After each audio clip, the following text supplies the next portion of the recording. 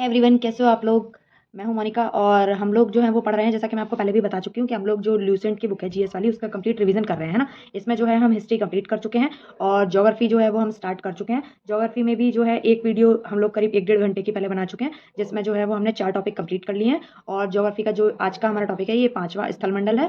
तो आज भी मैंने आपको पहले ही बताया था कि ज्योग्राफी जो है वो हम लोग हिस्ट्री की तरह नहीं करेंगे, मतलब कि 30 से 40 वीडियो नहीं ले जाएंगे उसकी, क्योंकि उसमें जो वीडियो थी वो 15-15, 20-20 मिनट की थी। इसमें मैं पूरी कोशिश कर रही हूँ कि हम लोग 1-1.5 घंटे की वीडियो बनाएं और करीब 7 से 8 वीडियो में जो पूरी ज्योग्राफी है वो मैं कंप्लीट कर दूं। इससे क्या होगा कि इसमें आपको 7-8 बार आप वीडियो को देखेंगे, 7-8 वीडियो में ही आपकी ज्योग्राफी बिल्कुल कंप्लीट हो जाएगी। ठीक है, एक पार्ट इसका कंप्लीट हो चुका है, तो आप लोग पहले उसको देखिएगा। अगर आप लोग उसको नहीं देखेंगे तो आपको ये समझ में नहीं आएगा।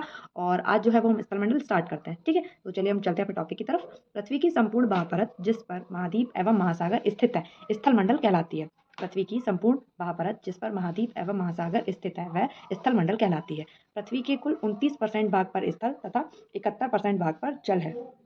पृथ्वी के 29% भाग पर स्थल एवं 71% भाग पर जल है। ये जो है वो बहुत ही इंपॉर्टेंट है। ये अक्सर पूछा जाता है क्वेश्चन कि पृथ्वी के कितने परसेंट भाग पर जल है, मतलब पृथ्वी का कितना हिस्सा है जो कि जल से भरा हुआ है। तो 71% भाग जो है वो पृथ्वी का जल से घिरा हुआ है। ठीक है, पृथ्वी के भू क्षेत्रफल व जल क्षेत्रफल का जो अनुपात है वो 3:7 है। पृथ्वी के भू क्षेत्रफल व जल क्षेत्रफल का जो भाग है अनुपात है वो 3:7 है। पृथ्वी के उत्तरी गोलार्ध का 61% तथा दक्षिणी गोलार्ध का 81% क्षेत्रफल में जल का साम्राज्य है। पृथ्वी का जो उत्तरी गोलार्ध है उसके 61% एवं जो दक्षिणी गोलार्ध है उसका 81% क्षेत्रफल जो है उसमें जल का साम्राज्य है। पृथ्वी पर अधिकतम ऊंचाई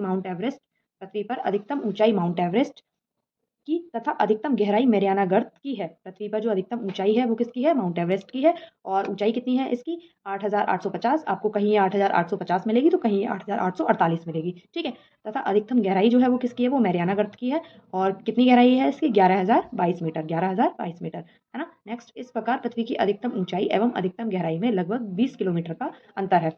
पृथ्वी की अधिकतम ऊंचाई एवं अधिकतम गहराई के बीच में जो अंतर है वो लगभग कितना है? वो 20 किलोमीटर का अंतर है। स्थल मंडल महाद्वीपीय क्षेत्रों में अधिक मोटी 40 किलोमीटर, स्थल मंडल महाद्वीपीय क्षेत्रों में अधिक मोटी 40 किलोमीटर और महासागरीय क्षेत्रों में अपेक्षाकृत पतली 12 से 20 किलोमीटर होती है। स्थलीय महाद्वीपीय क्षेत्रों में अधिक मोटी 40 किलोमीटर और महासागरीय क्षेत्रों में अपेक्षाकृत पतली 12 से 20 किलोमीटर है। ठीक है, अब हम पढ़ेंगे यहाँ पे रॉक यानी चट्टान के बारे में। पृथ्वी की सतह के कठोर भाग को चट्टान कहा जाता है। पृथ्वी की सतह के कठोर भाग को चट्टान कहा जाता है, जो पृथ्वी की बाहरी सतह की संरचना की मूलभूत इकाइयां हैं। जो पृथ्वी की बाहरी सतह की जो मूलभूत इकाइयां होती है ना, वो है। उत्पत्ति के आधार पर यह 3 प्रकार की होती है। उत्पत्ति के आधार पर चट्टाने कितने प्रकार की होती है? उत्पत्ति के आधार पर चट्टाने जो है वो 3 प्रकार की होती हैं। पहली क्या होती है? आग्नेय चट्टान। पहली आग्नेय चट्टान, यह मैग्मा या लावा के जमने से बनती है। आग्नेय चट्टान कब बनती है? तो आग्नेय चट्टान जो है वो मैग्मा या फिर लावा के जमने से बनती है। ठीक है, जैसे ग्रेनाइट, बेसाल्ट, पैग्माटाइट, डायोराइट, ग्रेवो आदि। ये जितनी भी चट्टाने हैं, ये कौन सी चट्टाने हैं? ये आग्नेय चट्टाने हैं। ठीक है, आग्नेय चट्टान स्थूल परत रहित आग्नेय चट्टान स्थूल परत रहित, कठोर, संघनन एवं जीवाश्म रहित होती हैं। आग्नेय चट्टानें जो होती हैं वो कैसी होती है? वो स्थूल परत रहित, कठोर, संघनन एवं जीवाश्म रहित होती हैं। आर्थिक रूप से यह बहुत ही संपन्न चट्टान है। आर्थिक रूप से यह बहुत ही संपन्न चट्टान है। इसमें चुंबकीय लोहा, निकल, तांबा, सीसा, जस्ता, क्रोमाइट, मैग्नीज, सोना तथा प्लेटिनम पाया जाता है।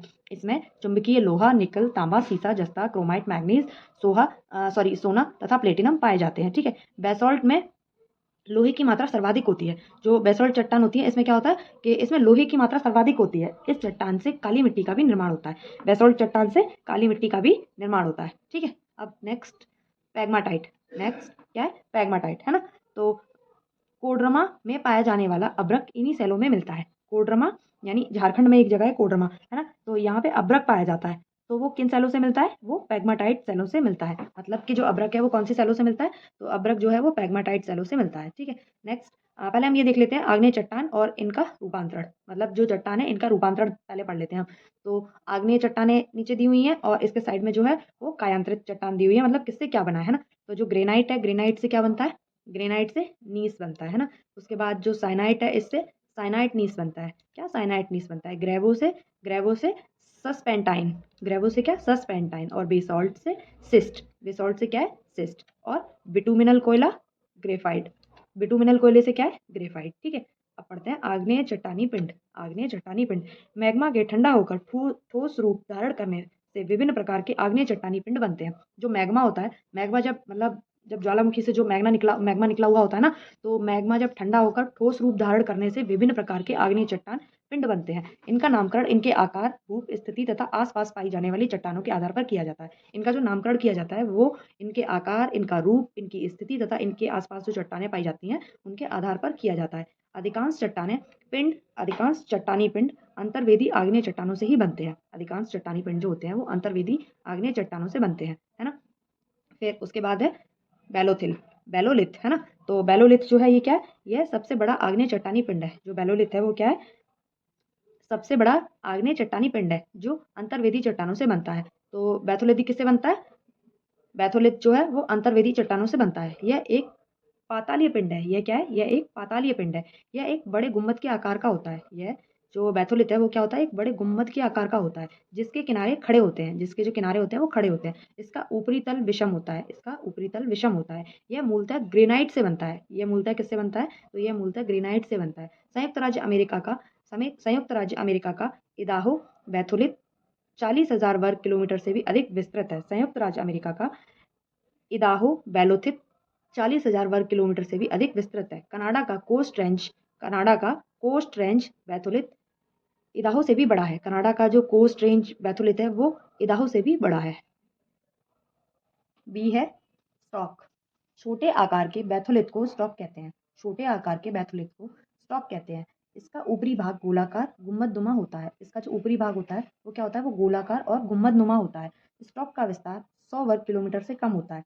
स्टॉक का जो विस्तार है वो 100 वर्ग किलोमीटर से कम होता है ना। फिर सी क्या है, लेकोलिथ। लेकोलिथ क्या है, जब मैग्मा ऊपर की परत को जोर से ऊपर को उठाता है, जब मैग्मा ऊपर की परत को जोर से ऊपर को उठाता है और गुम्बदकार रूप में जम जाता है, तो इसे लेकोलिथ कहते हैं। मैग्मा के तेजी से ऊपर उठने के कारण यह गुम्बदकार ठोस पिंड छतरीनुमा दिखाई देता है। मैग्मा के तेजी से ऊपर उठने के कारण यह गुम्बदकार ठोस पिंड छतरीनुमा दिखाई देता है। उत्तरी अमेरिका के पश्चिमी भाग में लेकोलिथ के कई उदाहरण मिलते हैं। उत्तरी अमेरिका का जो पश्चिमी भाग है इसमें क्या है, लेकोलिथ के कई उदाहरण मिलते हैं, है ना। लेकोलिथ बहिर्वेदी ज्वालामुखी पर्वत का एक ही अंतर्वेदी प्रतिरूप है। लेकोलिथ जो है वो बहिर्वेदी ज्वालामुखी पर्वत का एक ही अंतर्वेदी प्रतिरूप है ना। डी है लेपोलिथ। लेपोलिथ क्या है, जब मैग्मा जमकर तस्तरीनुमा आकार ग्रहण कर लेता है तो उसे लेपोलिथ कहते हैं। जब मैग्मा जमकर तस्तरीनुमा आकार ग्रहण कर लेता है तो उसे लेपोलिथ कहते हैं। लेपोलिथ दक्षिण अमेरिका में मिलते हैं। लेपोलिथ कहाँ मिलते हैं, तो वो जो है वो दक्षिण अमेरिका में मिलते हैं। नेक्स्ट है फैकोलिथ। फैकोलिथ क्या है, जब मैग्मा लहरदार आकृति में जमता है, जब मैग्मा जो है वो लहरदार आकृति में जमता है तो उसे फैकोलिथ कहा जाता है। तो उसे क्या कहा जाता है, उसे फैकोलिथ कहा जाता है। ठीक है, उसके बाद है नेक्स्ट एफ, सिल, है ना। जब मैग्मा भूपृष्ठ के समानांतर परतों में फैलकर जमता है, जब मैग्मा भूपृष्ठ के समानांतर परतों में फैलकर जमता है तो उसे सिल कहते हैं। इसकी मोटाई 1 मीटर से लेकर सैकड़ों मीटर तक होती है। इसकी जो मोटाई है वो 1 मीटर से लेकर सैकड़ों मीटर तक होती है। छत्तीसगढ़ तथा झारखंड में सिल पाए जाते हैं। सिल कहाँ पाए जाते हैं, छत्तीसगढ़ एवं झारखंड में सिल पाए जाते हैं। 1 मीटर से कम मोटाई वाले सिल को सीड कहा जाता है। 1 मीटर से कम मोटाई वाले जो सिल होते हैं उन्हें क्या कहा जाता है, उन्हें सीड कहा जाता है ना। नेक्स्ट है डाइक। जब मैग्मा किसी लंबवत दरार में जमता है, जब मैग्मा किसी लंबवत दरार में जमता है तो उसे डाइक कहलाता है। झारखंड के सिंहभूम जिले में अनेक डाइक दिखाई देते हैं। झारखंड का जो सिंहभूम जिला है वहाँ पे क्या है, वहाँ पे अनेक डाइक दिखाई देते हैं, है ना। अब यहाँ पे पहले हम पढ़ेंगे अवसादी चट्टान का रूपांतरण। अवसादी चट्टान का रूपांतरण, है ना। तो अवसादी यहाँ क्या है, एक साइड अवसादी चट्टानें दी हुई है और दूसरी साइड जो है वो कायांतरित चट्टान दी हुई है। इससे क्या बना है ना, तो क्या है, सपिंड। सपिंड से क्या बना है, सपिंड से बना है सपिंड सिस्ट, है ना। सपिंड से क्या बना है, सपिंड सिस्ट। फिर बलुआ पत्थर, तो बलुआ पत्थर से क्या बनता है, क्वार्टजाइट। क्या, क्वार्टरजाइट। क्या बनता है, क्वार्टरजाइट। सेल से क्या बनता है, स्लेट, है ना। और चूना पत्थर जो है वो कायांतरित होकर क्या बनता है, संगमरमर। चूना पत्थर कायांतरित होकर क्या बनता है, संगमरमर। और उसके बाद है फिर नेक्स्ट लिग्नाइट कोयला। लिग्नाइट कोयला जो है वो कायांतरित होता है तो क्या होता है, एंथ्रोसाइट कोयला बनता है। क्या बनता है, एंथ्रोसाइट कोयला बनता है। अवसादी चट्टानें क्या होती है, प्रकृति के कारकों द्वारा निर्मित छोटी छोटी चट्टानें किसी स्थान पर जमा हो जाती हैं। प्रकृति के कारकों के द्वारा निर्मित छोटी छोटी चट्टानें किसी स्थान पर जमा हो जाती हैं और बाद के काल में दबाव या रासायनिक प्रतिक्रिया या अन्य कारणों के द्वारा परत जैसी ठोस रूप में निर्मित हो जाती हैं, या अन्य किसी कारणों के कारण परत जैसी ठोस रूप में निर्मित हो जाती हैं। इन्हें ही अवसादी चट्टान कहते हैं। इन्हें ही अवसादी चट्टान कहते हैं। एक बार अवसादी चट्टान की डेफिनेशन दोबारा देख लेते हैं। अवसादी चट्टान किसे कहते हैं? प्रकृति के कारकों के द्वारा निर्मित छोटी छोटी चट्टानें किसी स्थान पर जमा हो जाती हैं।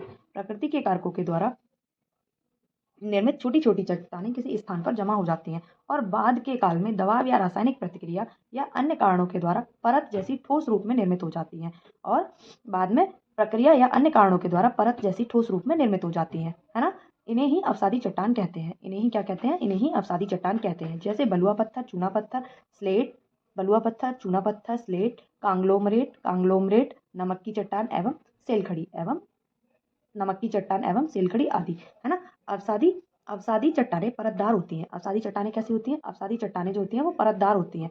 इनमें वनस्पति एवं जीव जंतुओं का जीवाश्म पाया जाता है। इन चट्टानों में लौह अयस्क, फास्फेट, कोयला एवं सीमेंट बनाने की चट्टान भी पाई जाती है। इन चट्टानों में लौह अयस्क, फास्फेट, कोयला एवं सीमेंट बनाने की चट्टान भी पाई जाती है। खनिज तेल अवसादी चट्टानों में पाया जाता है। खनिज तेल जो है वो अवसादी चट्टानों में पाया जाता है। ये क्वेश्चन अक्सर पूछ लिया जाता है कि खनिज तेल जो है वो किन चट्टानों में पाया जाता है? तो खनिज तेल जो है वो अवसादी चट्टानों में पाया जाता है ना। अप्रवेश्य चट्टानों की दो परतों के बीच यदि प्रवेश्य सेल की परत आ जाए, अप्रवेश्य चट्टानों की दो परतों के बीच में अगर यदि प्रवेश्य सेल की परत आ जाए तो खनिज तेल के लिए अनुकूल स्थिति पैदा हो जाती है। तो खनिज तेल के लिए क्या होता है? अनुकूल स्थिति पैदा हो जाती है। दामोदर महानदी तथा गोदावरी नदी बेसिन की अवसादी चट्टानों में कोयला पाया जाता है। दामोदर महानदी तथा गोदावरी नदी बेसिनों की जो अवसादी चट्टानें होती हैं इनमें कोयला पाया जाता है। ये क्वेश्चन अक्सर पूछ लिया जाता है कि कोयला जो है वो कहाँ पाया जाता है? तो दामोदर महानदी तथा गोदावरी नदी बेसिनों की जो अवसादी चट्टानें होती हैं वहां पे कोयला पाया जाता है। आगरा का किला तथा दिल्ली का लाल किला बलुआ पत्थर नामक अवसादी चट्टानों से बना हुआ है। That's very important question. ये पूछा जाता है कि आगरा का किला और दिल्ली का लाल किला जो है वो किन चट्टानों से बना है? तो ये किन से? बलुआ पत्थर नामक अवसादी चट्टानों से बना हुआ है। ठीक है, अब हम तीसरी चट्टानें पढ़ेंगे। चट्टानें कितने प्रकार की बताई थी मैंने? 3 प्रकार की। तो तीसरी वाली चट्टानें कौन सी है? कायांतरित चट्टानें। कायांतरित चट्टानों की डेफिनेशन क्या होती है? ताप, दाब एवं रासायनिक क्रियाओं के कारण आग्नेय एवं अवसादी चट्टानों से कायांतरित चट्टान का निर्माण होता है। ताप, दाब एवं रासायनिक क्रियाओं के कारण आग्नेय एवं अवसादी चट्टानों से कायांतरित चट्टान का निर्माण होता है। कौन सी चट्टानों से? आग्नेय एवं अवसादी चट्टानों से कायांतरित चट्टानों का निर्माण होता है। ठीक है, अब यहाँ पे हम ऊपर पढ़ेंगे कायांतरित चट्टानों का रूपांतरण। तो इसमें कायांतरित जो चट्टान है वो कौन सी है? स्लेट, है ना। कायांतरित होके क्या बना? Phyllite, slate phyllite. और फिर उसके बाद फाइलाइट जो है वो फाइलाइट सिस्ट में कन्वर्ट हुई है ना। अब हम पढ़ेंगे यहाँ पे ज्वालामुखी यानी वॉल्केनो के बारे में। ज्वालामुखी भूपटल पर वह प्राकृतिक छेद या दरार है जिससे होकर पृथ्वी का पिछला पदार्थ लावा, राख, भाप तथा अन्य गैस बाहर निकलती है। ज्वालामुखी भूपटल पर वह प्राकृतिक छेद या फिर दरार है जिससे होकर पृथ्वी का पिघला पदार्थ लावा, राख, भाप तथा अन्य गैसें बाहर निकलती हैं। बाहर हवा में उड़ा हुआ लावा शीघ्र ही ठंडा होकर छोटे ठोस टुकड़े के रूप में बदल जाता है। बाहर हवा में उड़ा हुआ जो लावा होता है वो शीघ्र ही ठंडा होकर छोटे ठोस टुकड़ों में बदल जाता है, जिसे सिंडर कहते हैं। जिसे क्या कहते हैं? सिंडर कहते हैं। उद्गार से निकलने वाली गैसों में वाष्प का प्रतिशत सर्वाधिक होता है। उद्गार से निकलने वाली गैसों में जो वाष्प का प्रतिशत होता है वो सर्वाधिक होता है। उद्गार अवधि अनुसार ज्वालामुखी 3 प्रकार के होते हैं। उद्गार की अवधि के अनुसार जो ज्वालामुखी होते हैं वो कितने प्रकार के होते हैं? वे 3 प्रकार के होते हैं। पहला है सक्रिय ज्वालामुखी यानी एक्टिव वॉल्केनो। एक्टिव वॉल्केनो कौन से होते हैं? इसमें अक्सर उद्गार होता है। जो एक्टिव वॉल्केनो होते हैं इसमें क्या होता है? इसमें अक्सर उद्गार होता है। वर्तमान समय में विश्व में सक्रिय ज्वालामुखियों की संख्या 500 है। वर्तमान समय में जो सक्रिय ज्वालामुखी है उनकी संख्या कितनी है? 500 है। इनमें प्रमुख है इटली का एटना तथा स्ट्रोम्बोली।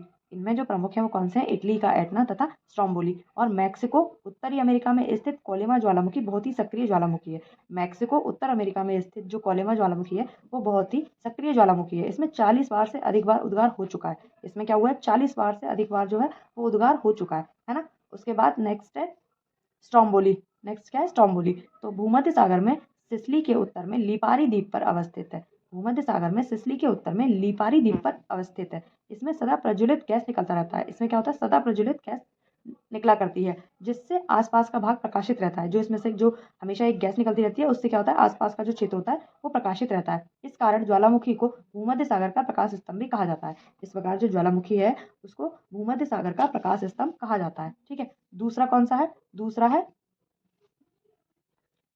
प्रसुप्त ज्वालामुखी। इसमें निकट अतीत में उद्गार नहीं हुआ है। प्रसुप्त ज्वालामुखी कौन सा होता है? जिसमें निकट या अतीत में उद्गार नहीं हुआ है लेकिन इसमें कभी भी उद्गार हो सकता है। प्रसुप्त में क्या होता है कि पहले तो कभी उद्गार नहीं हुआ है ना, लेकिन उद्गार होने के चांसेस है। उसे क्या कहते हैं? प्रसुप्त यानी डोरमेंट वॉल्केनो, है ना। लेकिन इसमें कभी भी उद्गार हो सकता है। एग्जाम्पल क्या है इसका? विसुवियस। एग्जाम्पल विसुवियस कहाँ पे है? ये भूमध्य अमेरिका में। क्या है? विसुवियस। और है कहाँ पे? ये भूमध्य भूमध्य सागर में। दूसरा है क्राकाटोवा। क्राकाटोवा कहाँ पे है? क्राकाटोवा जो है वो सुंडा जलडमरू मध्य में है। कहाँ है? क्राकाटे सुंडा जलडमरू मध्य में। और फ्यूजियामा, फ्यूजियामा कहाँ पे है? ये जापान में है। फ्यूजियामा कहाँ है? ये जापान में है। नेक्स्ट है मेयन, मेयन कहाँ पे है? ये फिलीपींस में। मेयन कहाँ है? ये फिलीपींस में। इसके बाद तीसरा है शांत ज्वालामुखी। वैसा ज्वालामुखी जिसमें ऐतिहासिक काल से कोई उद्गार नहीं हुआ है। वैसा ज्वालामुखी जिसमें ऐतिहासिक काल से कोई भी उद्गार नहीं हुआ है और जिसमें पुनः उद्गार होने की संभावना भी नहीं है। मतलब कि इसमें जो है वो पहले भी कोई मतलब उद्गार नहीं हुआ है, कोई विस्फोट नहीं हुआ है और इसमें आगे भी कोई विस्फोट होने की संभावना नहीं है। इसके उदाहरण कौन कौन से हैं? कोह सुल्तान, कोह सुल्तान एवं देवबंद। कोह सुल्तान एवं देवबंद कहाँ पे है? ये ईरान में है। पोपा कहाँ है? ये म्यांमार में है। पोपा कहाँ पे है? म्यांमार में है। किलीमंजारो कहाँ पर है? ये अफ्रीका में है। किलीमंजारो कहाँ है? ये अफ्रीका में है। और चिम्बराजो, चिम्बराजो कहाँ पर है? ये चिम्बराजो जो है ये दक्षिण अमेरिका में है। चिम्बराजो कहाँ है? ये दक्षिण अमेरिका में है। इस सक्रिय ज्वालामुखी का अधिकांश प्रशांत महासागर के तटीय भाग में पाया जाता है। ये जो कुछ कुल सक्रिय ज्वालामुखी का जो अधिकांश है वो प्रशांत महासागर के तटीय भाग में पाया जाता है। प्रशांत महासागर के परिमेखला को अग्निदयन प्रशांत महासागर के परिमेखला को अग्निवलय यानी fire ring of the Pacific भी कहते हैं। Fire ring of the Pacific भी कहते हैं। सबसे अधिक सक्रिय ज्वालामुखी अमेरिका एवं एशिया महाद्वीप के तटों पर स्थित है। सबसे अधिक जो सक्रिय ज्वालामुखी हैं वो कहाँ पे हैं? वह अमेरिका एवं एशिया महाद्वीप के तटों पर स्थित है। ऑस्ट्रेलिया महाद्वीप में एक भी ज्वालामुखी नहीं है। ऐसा कौन सा महाद्वीप है जहाँ पे एक भी ज्वालामुखी नहीं है? तो ऑस्ट्रेलिया महाद्वीप जो है यहाँ पे क्या है? एक भी ज्वालामुखी नहीं है, है ना।